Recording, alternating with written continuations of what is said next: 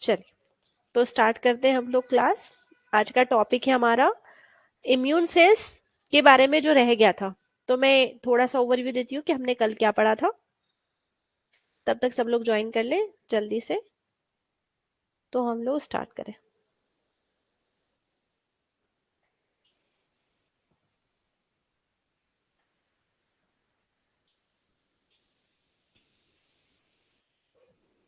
हमने पढ़ा था कि इम्यूनोलॉजी क्या होता है, हिस्ट्री पढ़ा था हमने, कुछ साइंटिस्ट के नाम देखे थे, उनका फंक्शन, उन्होंने क्या कंट्रीब्यूशन दिया है।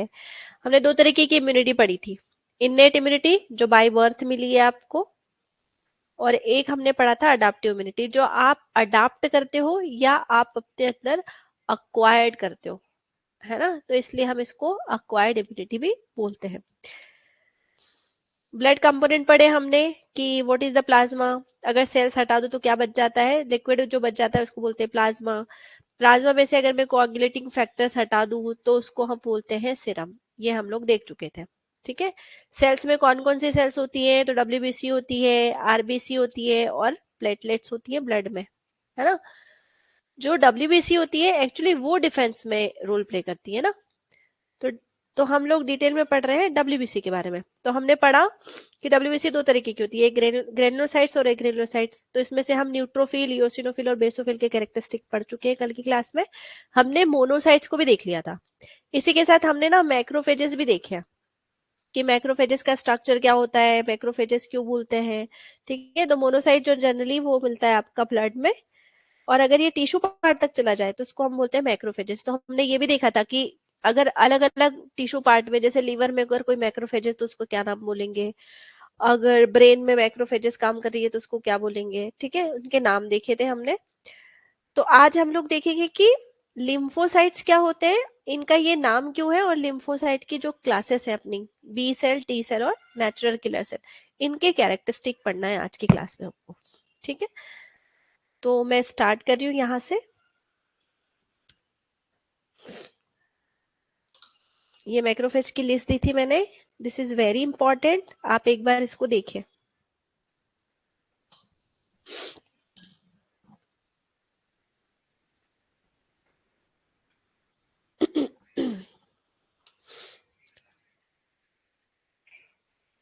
ओके, तो आज का हमारा टॉपिक है लिम्फोसाइट।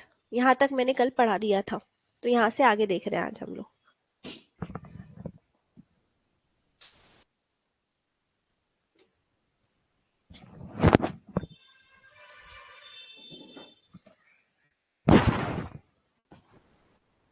तो सबसे पहले बेसिक समझे, लिम्फोसाइट्स नाम क्यों दिया।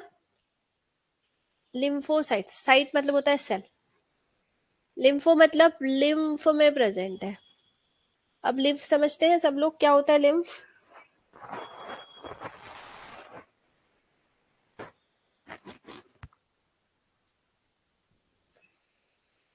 जैसा हमारा ब्लड का सर्कुलेशन होता है ना, जैसे हमारी बॉडी में एक फ्लूइड होता है जिसको हम पढ़ते हैं ब्लड के फॉर्म में, तो ये ब्लड हमारी बॉडी में पूरा सर्कुलेट होता है, जो कि क्या करता है, बहुत सारे न्यूट्रिएंट्स को सर्कुलेट करता है, ऑक्सीजन ऑक्सीजन लाता है, हीमोग्लोबिन के थ्रू ऑक्सीजनेटेड ऑक्सीजन पहुंचाता है टिश्यू पार्ट तक।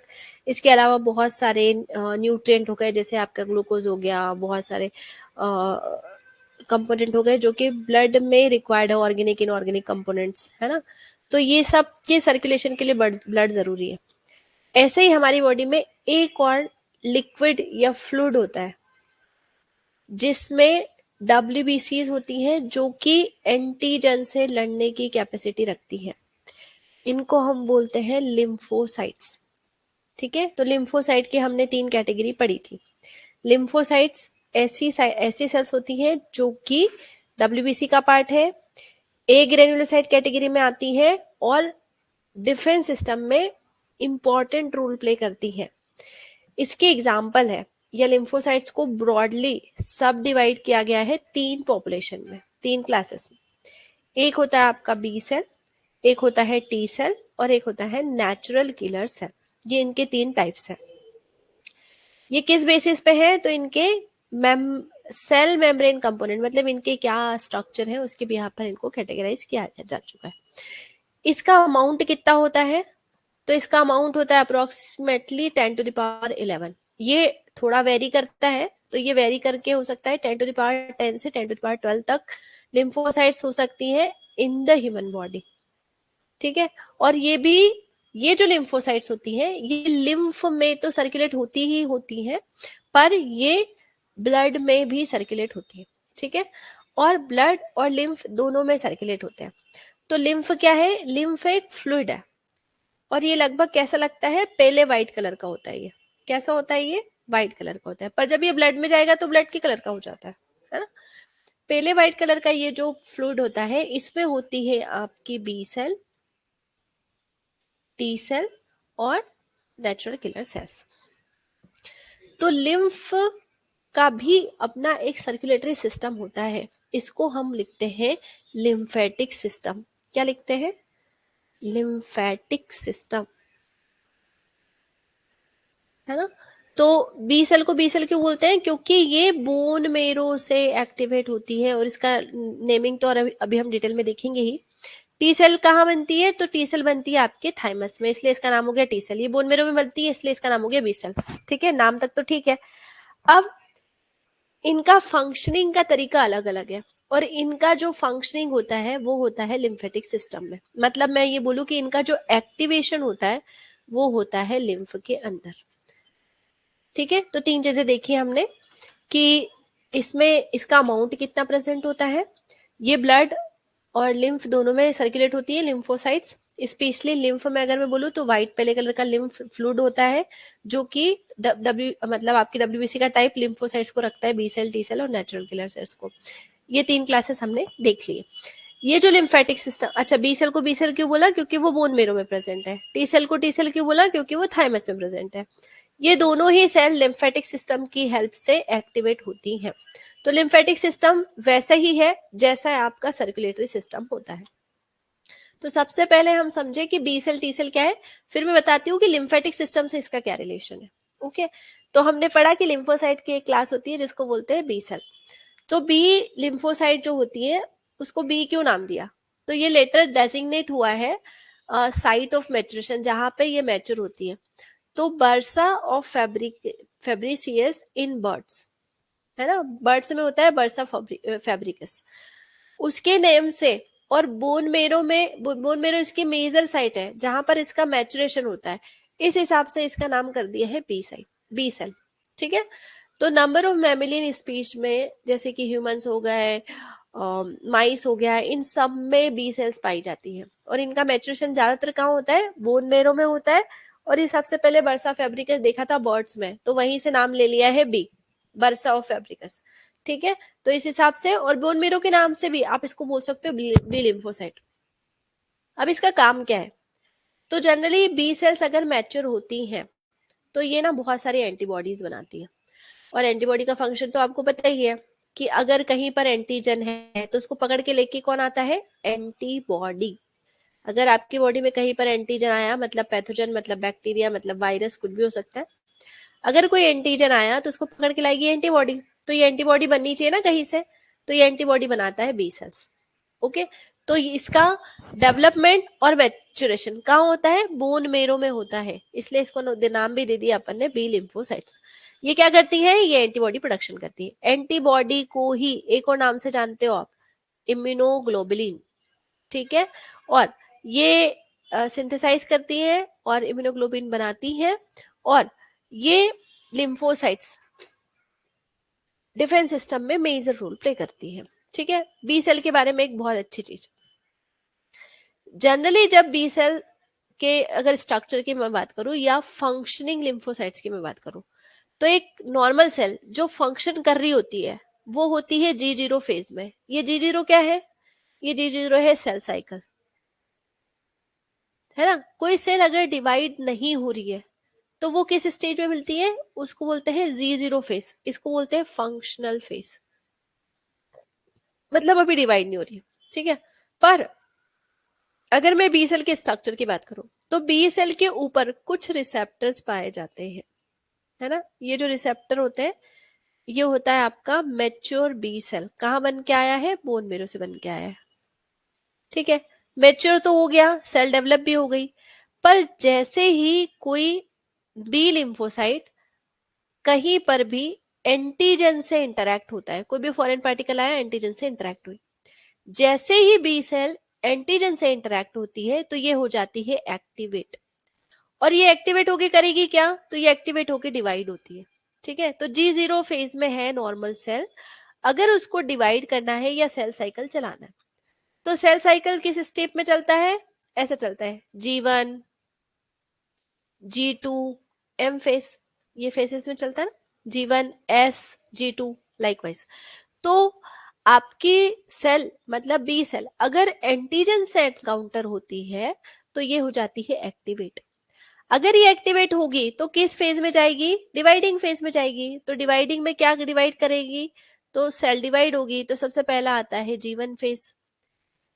G1 फेज के बाद ये जाती है, मतलब इसका न्यूक्लियस डिवाइड होता है तो जाती है एस फेज में, एस फेज से डिवाइड होके चला जाता है ये G2 फेज में, G2 के पास एम फेज, और एम फेज से ये सेल, एक सेल से कितनी सेल हो गई, दो सेल।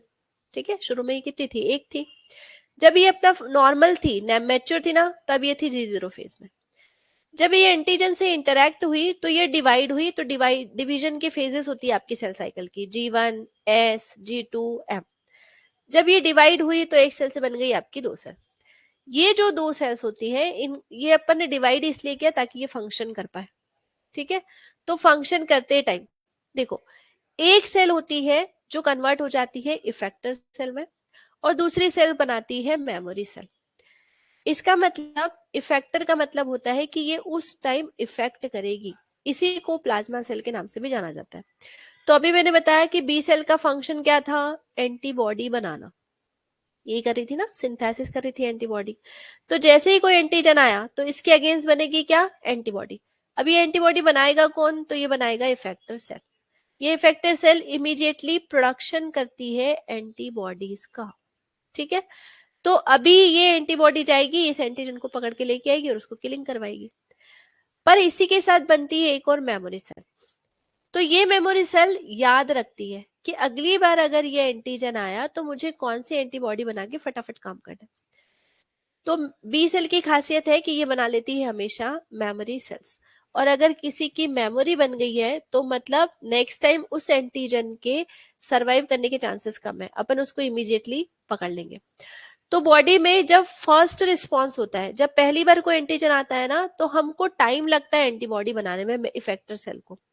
पर वही एंटीजन अगर दूसरी बार आए ना, तो हमारी बॉडी इमीडिएटली रिस्पॉन्स करके इस एंटीजन को किल कर देती है। इसको हम बोलते हैं मेमोरी पावर, और इसी मेमोरी को लेकर आपको वैक्सीनेशन देखने को मिलेगा। वैक्सीनेशन जो प्रोसेस है ना, वो इस मेमोरी पर ही बेस्ड है। ये हमारा बॉडी का एक नेचुरल सिस्टम है जिसमें डिटेल मैंने बताया अबाउट द बी सेल।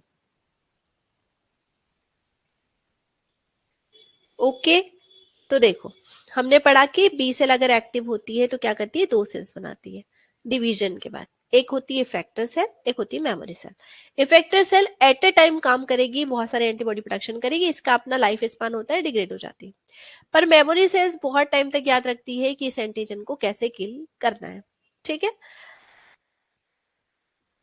तो हमने पढ़ा बी लिम्फोसाइट टर्म कहाँ से आया है, हमने पढ़ा कि बी सेल्स जो होती है वो एंटीबॉडीज बनाती है, कैसे बनाती है यहाँ तक हम लोग देख चुके हैं। ठीक है, आगे हम देख रहे हैं about the T cells, T lymphocytes, है ना। तो टी लिम्फोसाइट जो डेराइव हुआ है ना, वो उसके साइट ऑफ मैचुरेशन की वजह से हुआ है। साइट ऑफ मैचुरेशन मतलब कहाँ मैच्योर हो रही है, तो ये होती है थाइमस में, इसलिए इसका नाम दे दिया टी सेल्स।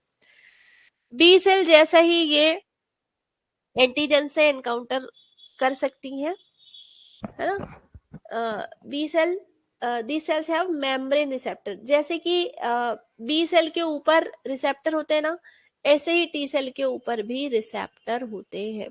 ठीक है, इनको बोलते हैं T cell receptor, T cell के नाम से भी जाना जाता है। तो लिम्फोसाइट्स के ऊपर भी कुछ रिसेप्टर्स पाए जाते हैं, वहां पर भी रिसेप्टर थे बी सेल पर, टी सेल पर भी रिसेप्टर होते हैं।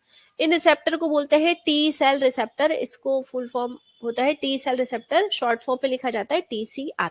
तो टी सेल के ऊपर पाए जाते हैं टीसीआर। ठीक है, तो टी सेल रिसेप्टर जो होते हैं वो इम्यूनोग्लोबुलिन से अलग होते हैं। मतलब बी सेल के ऊपर क्या था, बी सेल के ऊपर था आईजी मतलब इम्यूनोग्लोबुलिन, इसी को मैं एंटीबॉडी बोल सकती हूँ, ठीक है, एंटीबॉडी को ही इम्यूनोग्लोबुलिन बोलते हैं। तो इसके ऊपर जो रिसेप्टर होते हैं ना वो होते हैं इम्यूनोग्लोबुलिन के। पर टी सेल के सरफेस पर जो रिसेप्टर पाए जाते हैं वो इम्यूनोग्लोबुलिन जैसे नहीं होते, it is structurally distinct from immunoglobulin. It does share some common structural features like immunoglobulin. Most notable structure is antigen binding site. कुछ नहीं, इनके जो स्ट्रक्चर होते हैं इम्यूनोग्लोबुलिन जैसे हो सकते हैं पर थोड़ा डिफरेंस होता है, इम्यूनोग्लोबुलिन नहीं होते हैं, ठीक है। इसके अलावा जैसे बी सेल जो थी, ये बी सेल है और ये टी सेल है समझो। बी सेल के सरफेस पर जो रिसेप्टर है इट्स इम्यूनोग्लोबुलिन, इसी को हम रिसेप्टर बोल सकते हैं। ये रिसेप्टर सीधा एंटीजन से बाइंड कर सकता है, ठीक है। पर टी सेल के जो रिसेप्टर होते हैं वो सीधा एंटीजन से बाइंड नहीं करते, सीधे एंटीजन से बाइंड नहीं करते, ये सेल से बाइंड करते हैं, ठीक है, एंटीजन प्रेजेंटिंग मॉलिक्यूल से बाइंड करते हैं। तो ये सीधा एंटीजन को रिकॉग्नाइज नहीं कर सकते, फ्री एंटीजन से बाइंड नहीं करती टी सेल्स, ठीक है। टी सेल तब रिकॉग्नाइज करती है एंटीजन को जब वो कोई particular class of self molecule represent करे। इसका मतलब है कि एंटीजन सीधा सीधा, एंटीजन अगर कोई सेल प्रेजेंट करती है तो उसको रिकॉग्नाइज कर सकती है टी सेल, पर सीधा सीधा रिकॉग्नाइज नहीं कर सकती। हम ये समझेंगे कि क्या होता है। जनरली एमएससी से अगर एंटीजन आते हैं, एमएससी के साथ अगर एंटीजन आते हैं तो ही टी सेल उसको रिकॉग्नाइज कर सकती है। तो हम नेक्स्ट क्लास में पढ़ेंगे कि व्हाट इज एमएससी। अभी सिर्फ इतना समझ लो कि ये सिर्फ किसी क्लासेस से बाउंड होते हैं एंटीजन तो ही प्रेजेंट कर पाती है, तो ही रिकॉग्नाइज कर पाती है, ठीक है। तो हमने देखा कि टी सेल का क्या स्ट्रक्चर है। अब हमने जो रिसेप्टर की बात की ना, तो उसको देखो। टी सेल की भी ना दो क्लासेस होती है, एक होता है हेल्पर टी सेल, एक होता है साइटोटॉक्सिक टी सेल। एक और क्लास होती है, इसको बोलते हैं टी रेगुलेटरी सेल, ठीक है। टी रेगुलेटरी सेल भी होती है, तीन तरीके की टी सेल्स होती है। नाम से क्लियर है, रेगुलेटरी सेल मतलब टी सेल का रेगुलेशन करेगी, ठीक है। इन दोनों का नाम देख लो, हेल्पर सेल टी सेल को लिखते हैं टीएच और साइटोटॉक्सिक को लिखते हैं टीसी, ठीक है। अब इनके ऊपर भी कुछ रिसेप्टर्स होते हैं। तो टी सेल के ऊपर, दोनों टी सेल के ऊपर होते हैं टी सेल रिसेप्टर, टीसीआर इस पे भी होता है और टीसीआर इस पे भी होता है। पर इसमें एक सपोर्टिव रिसेप्टर पाया जाता है, ये होता है CD4 और इसमें होता है CD8, बस ये ध्यान रखने वाली बात है। ये जो टी सेल रिसेप्टर होते हैं टीएच के, ये बाइंड करते हैं क्लास 2 एमएससी से, और ये जो टीसी सेल होती है इसके जो टी सेल रिसेप्टर होते हैं ये बाइंड करते हैं क्लास 1 एमएससी से। अभी सिर्फ ध्यान रखो, नेक्स्ट क्लास में हम पढ़ेंगे कि एमएससी क्या 1 क्या होता है, 2 क्या होता है ना। ये एमएससी एक्चुअली एंटीजन को लेके आते हैं, तो एमएससी 2 जिस एंटीजन को लेके आते हैं उससे बाइंड करता है टीसीआर, एमएससी 1 जिस एंटीजन को लेके आता है उससे बाइंड करता है टीसीआर साइटोटॉक्सिक वाला, ठीक है। तो हमने देखा कि टी सेल के कितने टाइप है, दो टाइप है, टीएच और टीसी। इसके साथ एक और टाइप होता है टी रेगुलेटरी सेल, इसको ये रेगुलेशन देखती है, okay. The slide is very important, इसमें बार बार पूछा जा रहा है कि, बार बार पूछा जाता है कि टीएच सेल के ऊपर कौन सा रिसेप्टर होता है, CD4 या CD8। ये बहुत ही फेवरेट क्वेश्चन है, बहुत सारी एग्जाम्स का लाइक असिस्टेंट प्रोफेसर में पूछा गया है, सेट में, और एमएससी को लेकर भी बहुत सारे क्वेश्चंस आते हैं, है ना। तो हम लोग कल की क्लास में एमएससी देखेंगे। अभी से इतना ध्यान रखो आप कि टीएच सेल कौन सा एमएससी को से बाइंड करती है, तो क्लास 2 एमएससी से बाइंड करती है। It's MSC major histocompatibility complex का टाइप 2, MHC टाइप 1, ठीक है। MHC 1 से जुड़ता है टीसी सेल और MHC 2 से जुड़ता है टीएस सेल। इनमें एडिशनल रिसेप्टर CD8 और CD4 पाए जाते हैं, TCR दोनों में कॉमन है, okay. It's all about the T cell receptors. Third आपका टाइप है natural killer cell. Natural killer cell सबसे पहले डिस्क्राइब हुआ था 1976 में, और ये बॉडी में इसका बहुत ही स्मॉल पॉपुलेशन में, मतलब बहुत ही कम अमाउंट में प्रेजेंट होती है नॉर्मली नेचुरल किलर सेल्स, ठीक है। इनमें ना कुछ ग्रैन्यूल्स पाए जाते हैं और इनको बोलते हैं साइटोटॉक्सिक ग्रैन्यूल्स, मतलब इसकी सेल्स में कुछ ग्रैन्यूल्स पाए जाते हैं, उनमें पाए जाते हैं साइटोकाइंस, ठीक है। जो कि साइटोटॉक्सिक होती है, मतलब कि अगर ये ग्रेन्यूल्स किसी सेल पे चले जाएं तो वो सेल मर जाएगी, ऐसा। ठीक है, तो इसका फंक्शन क्या है? तो देखो, जैसे कभी कभी क्या होता है कि हमारी बॉडी में ऐसा डिवीजन होता है, एक सेल है, उसने बनाई दो सेल, ये दो सेल फिर डिवाइड होके चार सेल्स बनाएगी, है ना, फिर और सेल्स बनाएंगी। तो हर सेल का एक फिक्स है कि ये कितनी बार डिवाइड होगी और कितनी नई सेल्स बनाएगी और जिनकी हमको जरूरत है। कभी कभी क्या करता है, कभी कभी हमारी बॉडी में बाय डिफॉल्ट या कुछ रेगुलेशन मिस्टेक की वजह से, समझो ये सेल है, ये हाइपर एक्टिवेट हो गई और ये ना कंटिन्यूअसली डिवाइड ही होता जा रहा है और बहुत सारी सेल्स बना दी जितनी की जरूरत भी नहीं थी।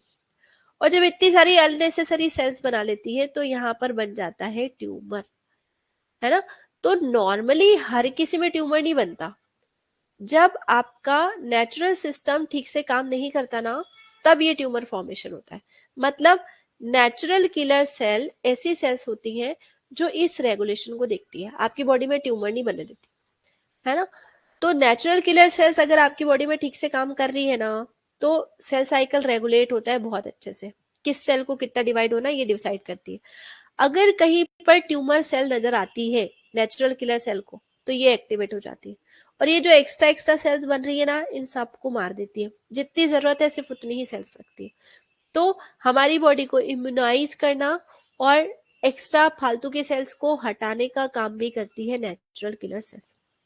मतलब इसका डायरेक्ट रोल आप कैंसर से भी समझ सकते हो कि कैंसर के ड्यूरेशन में एनके सेल्स में, मतलब एनके सेल्स अगर प्रॉपरली एक्टिवेट है तो आपको ट्यूमर फॉर्मेशन नहीं होगा। ठीक है, तो ये ट्यूमर सेल्स के अगेंस्ट, और सिर्फ ट्यूमर नहीं, आपकी बॉडी में कोई सेल्स इन्फेक्ट हो गई है, मतलब किसी सेल ने वायरस से अटैक कर दिया, किसी सेल में बैक्टीरियल इन्फेक्शन हो गया है, तो उन इन्फेक्टेड सेल को भी किल करने का काम करती है नेचुरल किलर सेल्स।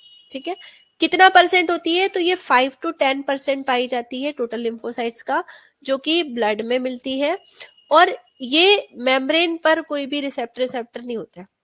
ठीक है, मतलब generally express, do not express the membrane molecule and receptor, generally इसके सरफेस पर ना तो कोई मॉलिक्यूल मिलेंगे और ना ही कोई रिसेप्टर्स पाए जाते हैं, और ये बी सेल टी सेल से अलग है। ठीक है, और इनके सरफेस पर जनरली वैसे रिसेप्टर नहीं पाए जाते जैसे कि बी सेल टी सेल की सरफेस पर पाए जाते हैं। ठीक है, तो क्वेश्चन ये है कि क्या नेचुरल किलर सेल हमारी बॉडी में हमेशा एक्टिव मिलती है क्या?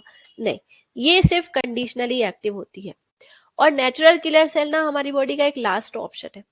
सीक्वेंस कैसा है कि सबसे पहले अगर कोई एंटीजन आया तो सबसे पहले न्यूट्रोफिल जाके लड़ेंगी, न्यूट्रोफिल अगर काम नहीं संभाल पाती तो फिर वो बहुत सारे मैक्रोफेजेस को एक्टिवेट करवा देती है। मैक्रोफेजेस भी इन्फेक्ट हो गई कि उसको लग रहा है नहीं मेरे से संभल नहीं रहा, बहुत इन्फेक्शन हो गया मैक्रोफेजेस के अंदर, तो फिर ना वो एक्टिवेट करती है बी सेल और टी सेल्स को। फिर एक्टिवेट होती है B cells, B cell activate होके क्या करती है, बहुत बी सेल तो एंटीबॉडीज बनाएगी, तो बस एंटीबॉडीज बनाते रहती, पर उस एंटीजन को ट्रीट भी करना है, क्लीव भी करना है ना। तो अगर अब बी सेल क्या करती है, एंटीजन को पकड़ के लेके आई और मैक्रोफेजेस के पास डाल दिया, मैक्रोफेजेस उसको डाइजेस्ट करने लगी, मैक्रोफेजेस डाइजेस्ट कर रही है पर मैक्रोफेजेस को भी इन्फेक्शन हो गया कि नहीं अब मुझसे संभल नहीं रहा, तो फिर एक्टिवेट होती है आपकी टी सेल। मतलब T cell is also rare, जब आपका इन्फेक्शन पॉइंट बहुत हाई होता है ना, तब टी सेल्स एक्टिवेट होती है, जनरली टी सेल्स भी एक्टिवेट नहीं होती। टी सेल में से भी टी एच और टी सी सेल, तो टी एच सेल सबसे पहले एक्टिवेट होती है और T C cell conditionally activate होती है, मतलब बहुत ही हाई इन्फेक्शन हो गया या न्यूक्लिएटेड सेल में इन्फेक्शन हुआ है तो फिर आपकी टी सी सेल्स एक्टिवेट होती है। टीसी को साइटोटॉक्सिक क्यों बोलते हैं? क्योंकि उसके अंदर भी बहुत सारे साइटोटॉक्सिक ग्रेन्यूल्स होते हैं। ठीक है, और टीसी सेल अगर एक्टिवेट होती है तो फिर वो नेचुरल किलर सेल को एक्टिवेट करती है, ये पूरा पाथवे है। ठीक है, तो एट लास्ट हमारी बॉडी नेचुरल किलर सेल को एक्टिवेट करती है।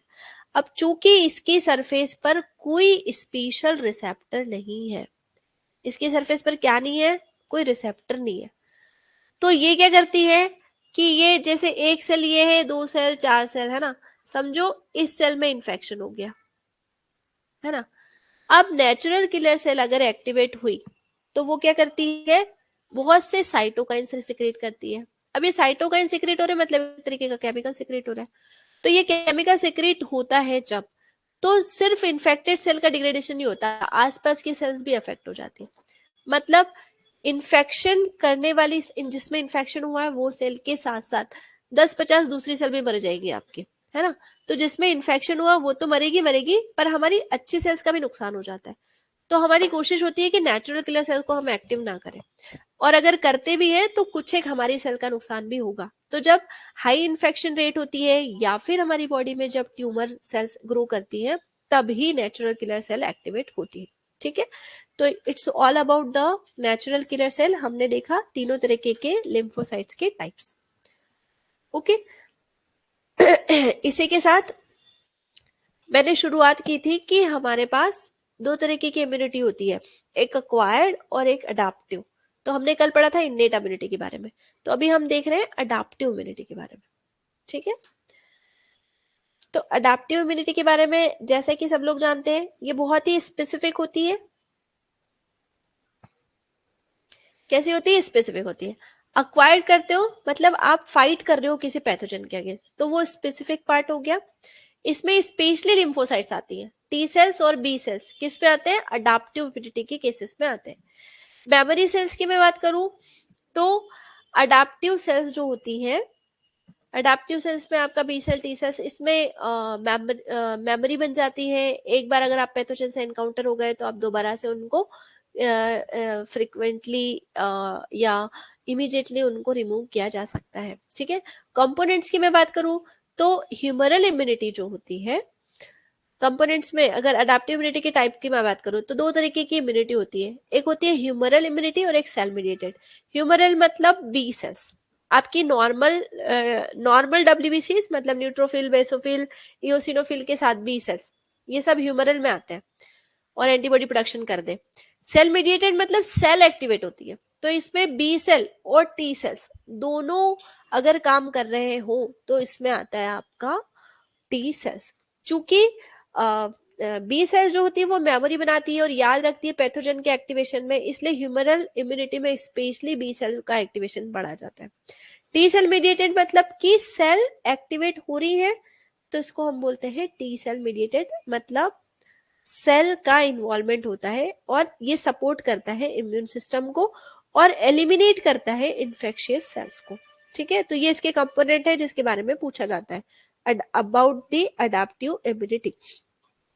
अब अडाप्टिव इम्यूनिटी के दो टाइप होते हैं जो आपने अडाप्ट की है ना। तो there are two types of adaptive immunity based on how it can acquire, आप कैसे अक्वायर कर रहे हो के हिसाब से होती है दो। एक होता है एक्टिव इम्यूनिटी, एक होता है पेसिव इम्यूनिटी। एक्टिव इम्यूनिटी और पेसिव इम्यूनिटी,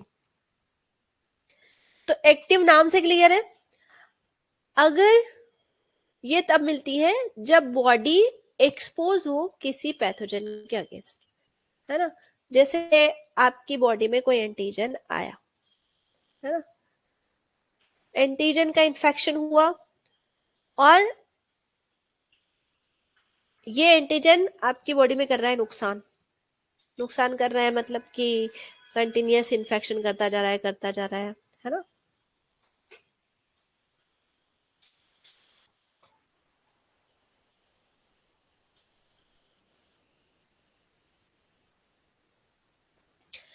तो ये एंटीजन के अगेंस्ट आपकी बॉडी रिस्पॉन्स करती है और बी सेल्स जाके इस एंटीजन से बाइंड करती है। जैसे ही बी सेल एंटीजन से इंटरेक्ट होती है तो बी सेल बनाती है दो सेल, एक हो जाती है इफेक्टर सेल और एक होती है memory cell. Effector cell at a time antibody बनाती है ना। इफेक्टर सेल तो एंटीबॉडी बना रही थी, अब ये एंटीबॉडी ब्लड में जहां जहां भी एंटीजन फैला हुआ है उसको पकड़ के लेके आएगी और मैक्रोफेजेस के पास ले जाएंगी और बोलेंगी कि इसको ट्रीट करो। ठीक है, तो ये सब कैसे हो रहा है? ये बी सेल तो आपकी बॉडी की है, ये एंटीबॉडी आपकी बॉडी में बन रहा है, मेमोराइज भी कर रहे हो कि नेक्स्ट टाइम अगर ये एंटीजन आया तो कैसे मारना है इसको, है ना। तो ये सब आपकी बॉडी रिस्पॉन्स कर रही है जब आप एंटीजन से इंटरेक्ट हो रहे हो, तो ये आपकी इम्यूनिटी का ही पार्ट हुआ ना, तो ये एक्टिवली पार्टिसिपेट कर रहे हैं, है ना।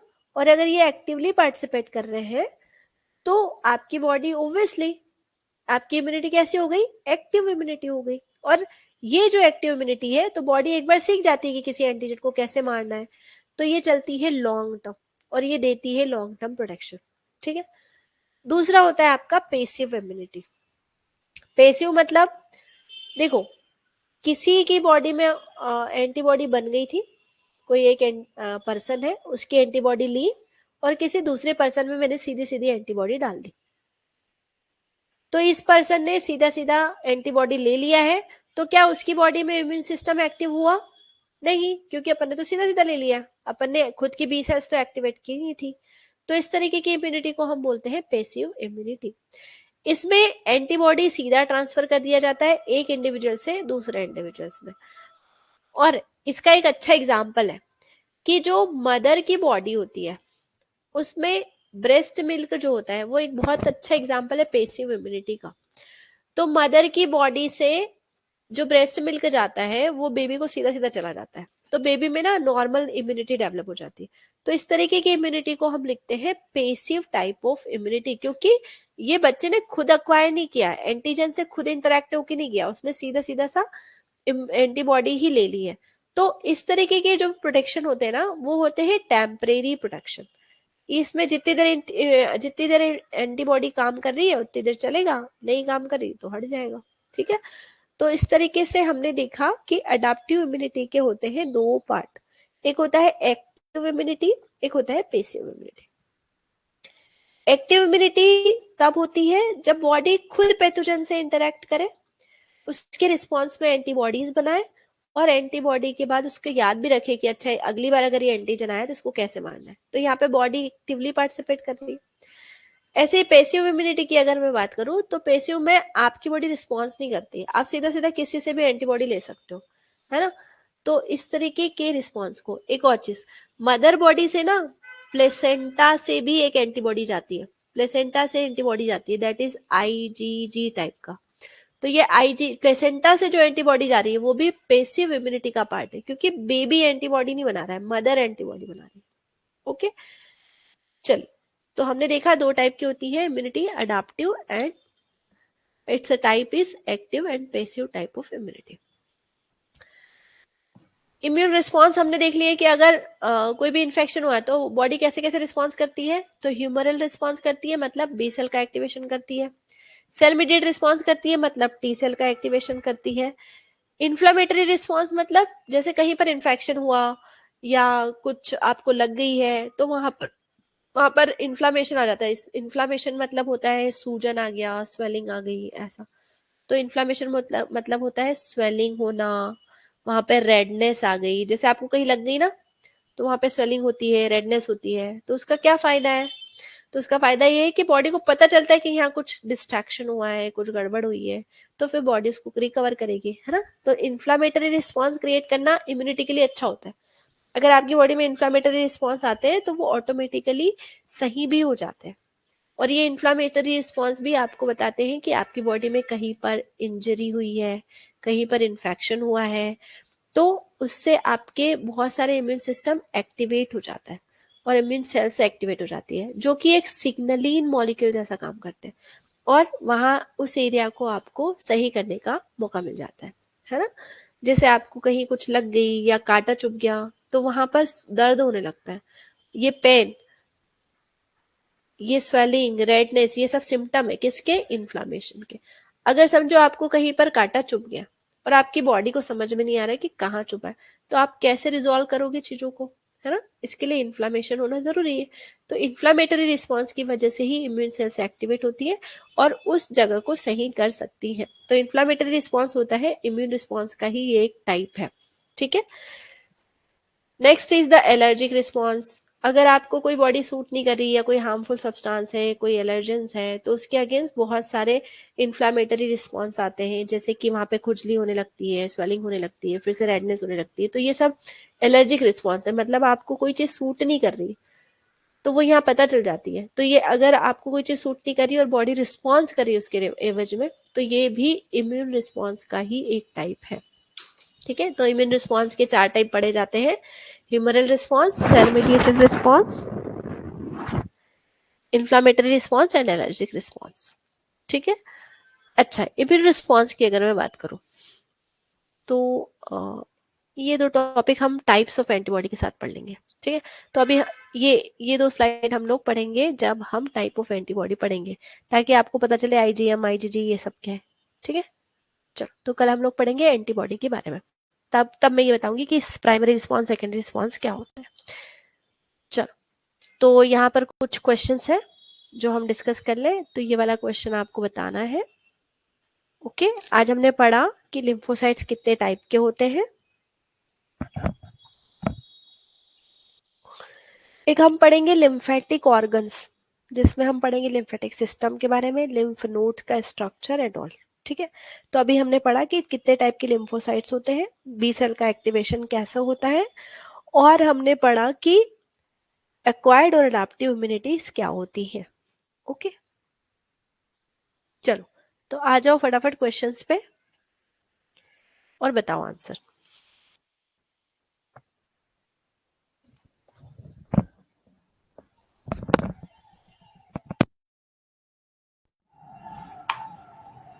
तो क्वेश्चन है आपका, what is the origin of B cell.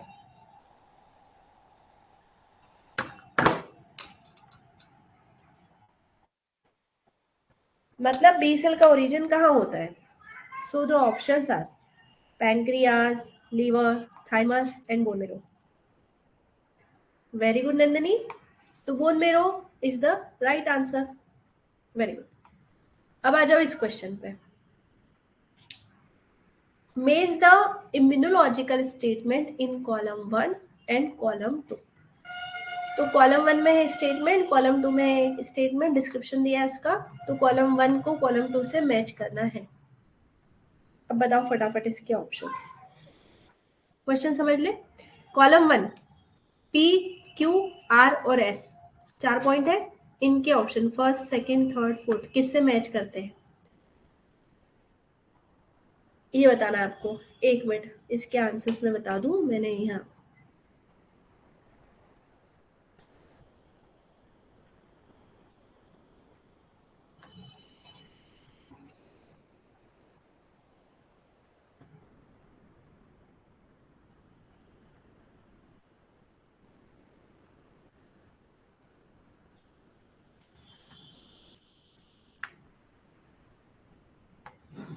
Actually इसके ऑप्शन मिसिंग है, पी, क्यू, आर और एस, ठीक है।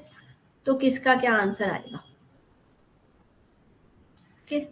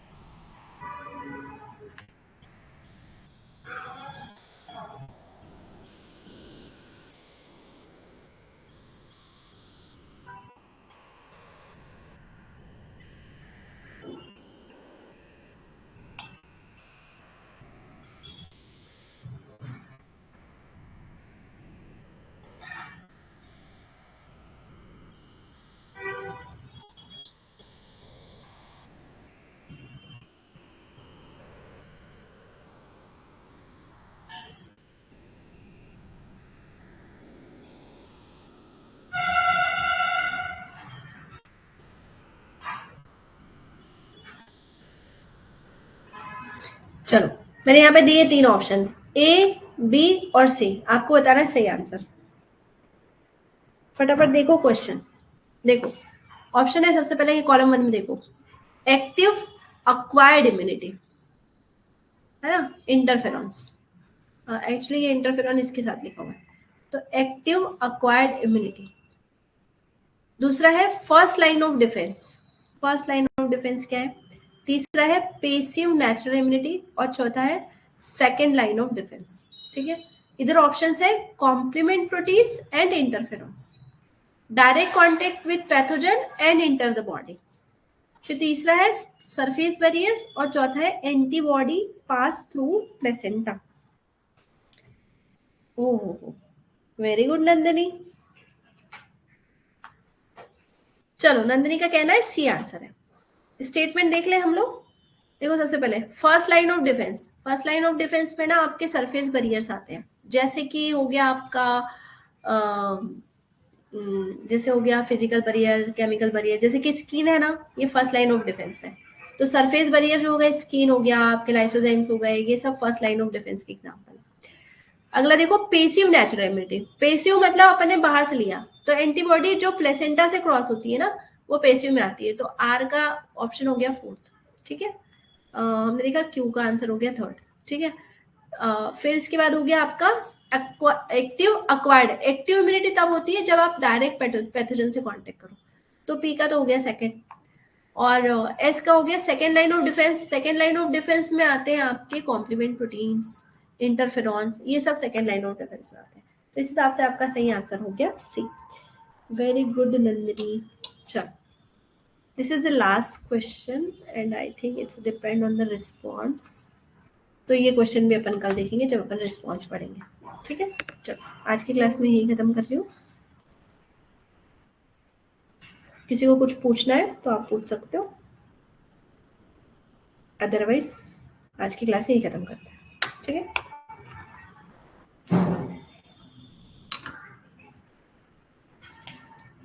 चलो बाय बाय।